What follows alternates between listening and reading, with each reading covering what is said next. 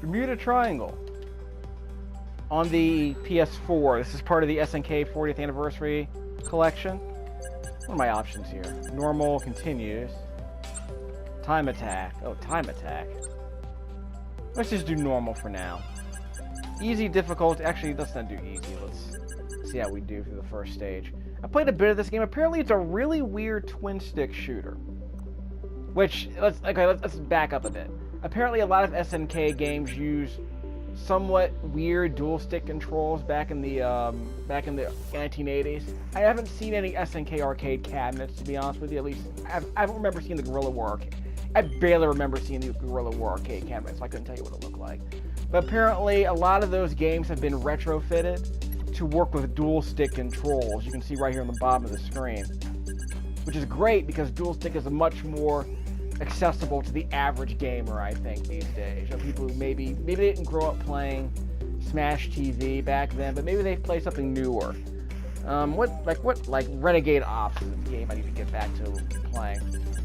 But there are a lot of games that use this dual stick control scheme that, you know, for a top-down game seems somewhat reasonable.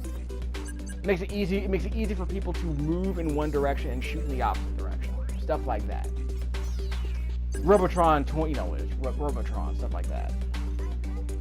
So this game seems to be pretty weird because it's not a traditional top-down shooter.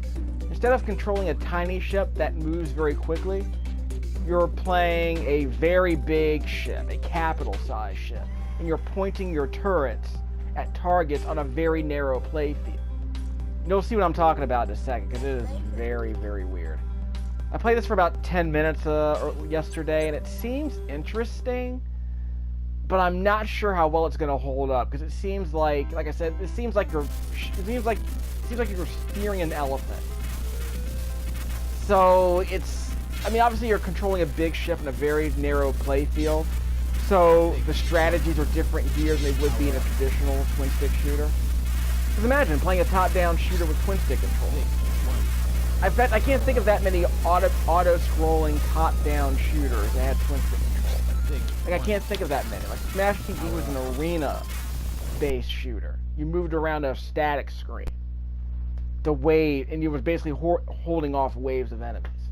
Guerrilla War is a top-down shooter with twin-stick controls. Ikari Warriors is top-down with twin-stick, but again, it's more of you're controlling the scrolling. Here it's forced scrolling. It's auto-scrolling. So I'm curious how this is going to play for a lot of people who are shooter fans.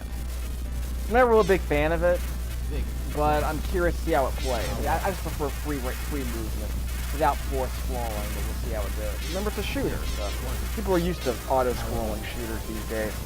They were certainly used to it back in the late 1980s in this game too. Now look at the size of the ships you're controlling here. And they're slow down too, which is a problem. But Emergency. Land on deck, bitch. well, let's press the button. So it looks like there's Hot Rod, which is over there in the bottom right-hand corner. We got Hot Rod from Transformers here. Emergency. Okay, so use the right stick to shoot, to aim your controller. Hold on, I pressed the wrong button. I'm about to restart. I gotta rewind. Okay. So again, dual stick controls. Use the right stick to aim your shots, use the left stick to move, and you use the R2 button for auto fire. You can also use the R1 button to control your own fire if you wish. There's an option button here, which I'm not even sure what it does, so I'll have to, the demo wasn't really that useful. So I might have to watch a playthrough to see how it works. But it seems kind of interesting, so I'll see how it goes. Wait, did I turn off the auto fire? Let me turn the auto fire on. Sounds like a good idea. Why would you turn? Well, give people an option. Why not? Let's rewind a bit. There we go. Let's do it. Warning. Warning. Emergency. Okay, so again, twin stick shooter controls. So we use the right stick to point in the direction we want to shoot and shoot accordingly. I think these green ships are like fighters. It's like options and Gradius. I don't know. Again, very narrow playfield, but a lot of very large enemies. So it's kind of claustrophobic. So I'm not sure how this is going to play out. Looks like I got an E-energy something or other. Press L2. for options. Oh, when you press L2, that determines the positioning of the blue ships that are orbiting my player here. See that? I'm moving them around by pressing L2. Top, triangle, front-facing formation. See that? I'm pressing L2 again, put him on the rear triangle formation. So that's interesting.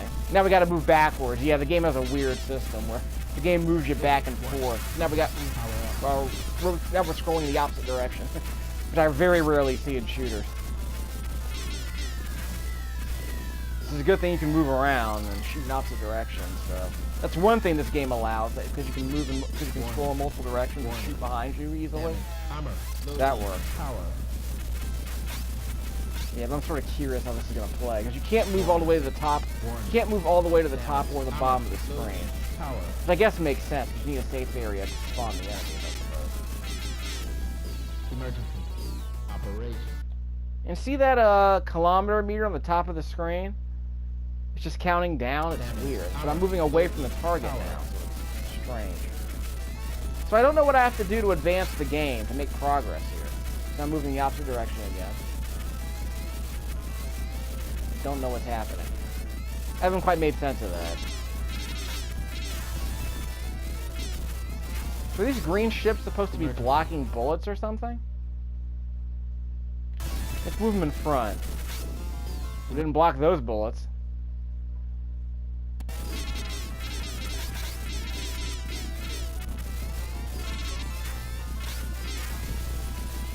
Well, dead. So I guess it's blocking those red bullets there? Those tiny red bullets, I suppose? I don't know.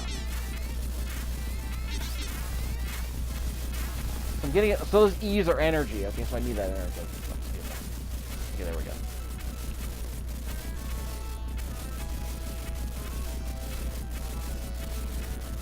Okay, so I got more energy back, so that's cool.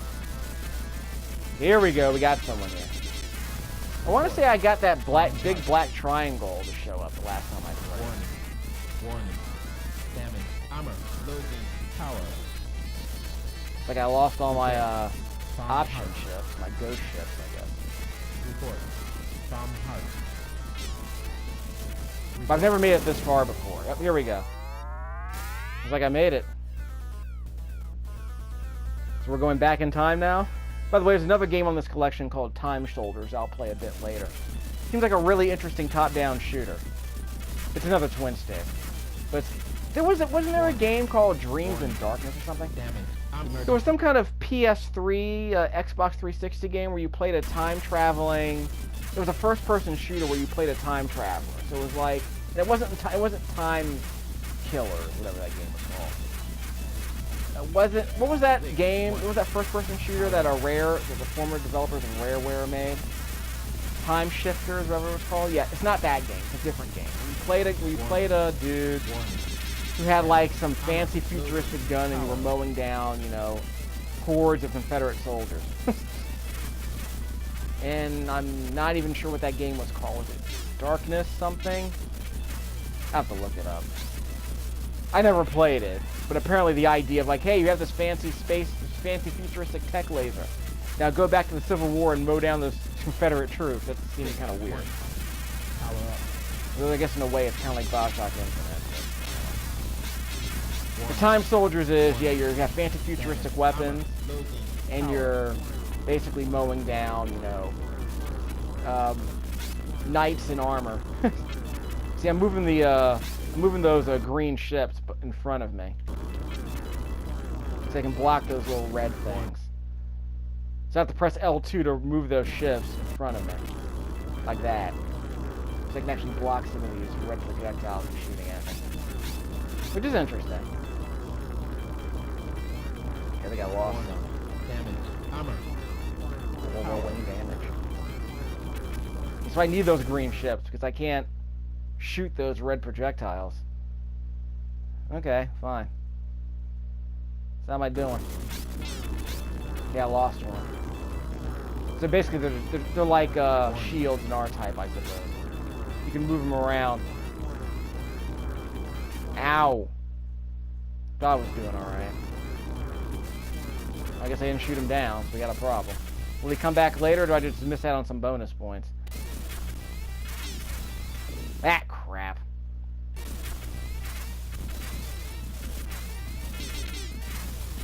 So I do kind of like the idea of having these big old ships that you're fighting.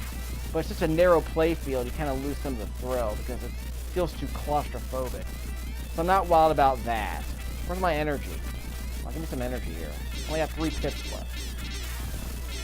I got some energy here. Oh, look out! What was I supposed to do there exactly? Come on. Guys are killing me here. Warning. Warning. Damage. Armor. Loading. Emergency. Okay. Operation. So we'll quit this game and watch someone else play for a few minutes. Because I'm not really sure how to make this work. Again, it seems interesting. I mean, it's better than Beast Busters. Trying to play that game with a friggin'... Warning. So I was trying to play that game with a friggin' Emergency. analog nub. You can't adjust the sensitivity. So I'm just all over the playfield trying to make precision targeting. This doesn't work. So you just kind of hold the attack button down and hope that you're spraying the enemy along the way. So it's kind of annoying. That's actually one thing about this collection I really wish they allowed, which is I wish they allowed more key rebinding, and I really, really, really wish they allowed more, you know, adjustments to the sensitivity. Because I mean, look at all the features they give you. I mean, they give you like, you know, the ability to jump inside a playthrough and pick up and play at any time. Like I can stop this right now and just is that a Cobra ship I'm controlling? Isn't Cobra and G.I. Joe have a big black triangle ship like that? Anyway. But yeah, I mean, it would also be thematically appropriate given the time this game came out, in late 1980. So that's going to make him go backwards, yep. So why did he shoot that? I have no idea. Yeah, like, I wish they, if you look at, I mean, the idea that I can jump in and interrupt this playthrough so that I can start playing myself, that's fantastic, but it seems weird to have a feature like that and now allow people to rebind the controls. Are you telling me I can't map the buttons to different buttons that I think are more convenient? That seems weird. Some of these games have some very odd button layouts. It'd be nice if I could change them. This game seems to have a pretty, you know, reasonable button layout though, so that's okay.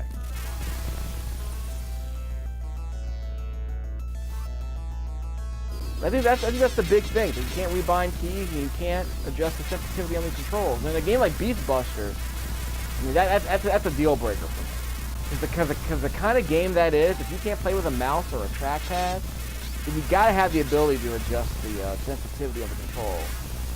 That or it has to be perfect, and it's not perfect. It's very kind of slippery. So they did an okay job considering, but for me it was just too weird. So. And also for the kind of game it is, which is just, you know, a dumb, you know, shooting gallery game where you point a reticle at a never-ending wave of enemies. It's just not my thing. That was quick. So you definitely did better than me, that goes without saying. But again, this is the other thing. This game doesn't come with any kind of documentation as far as how to play the game. So I guess you're going to have to learn by watching these people play at a high level and hope you can figure out on your own. But that's the problem, is that watching someone else play is kind of like cheating because you don't get to discover how the game works on your own without just dying constantly. But I guess, you know, you have unlimited continues with unlimited coins, so I guess you can kind of figure it out eventually on your own. I mean, I sort of do that on my research stream. So I guess that makes sense. So that might be enough of this game, but I might come back to it, but I kind of like what it's trying to do. I'm just not sure it's worth playing for more than like half an hour. You know? So we'll see how it goes.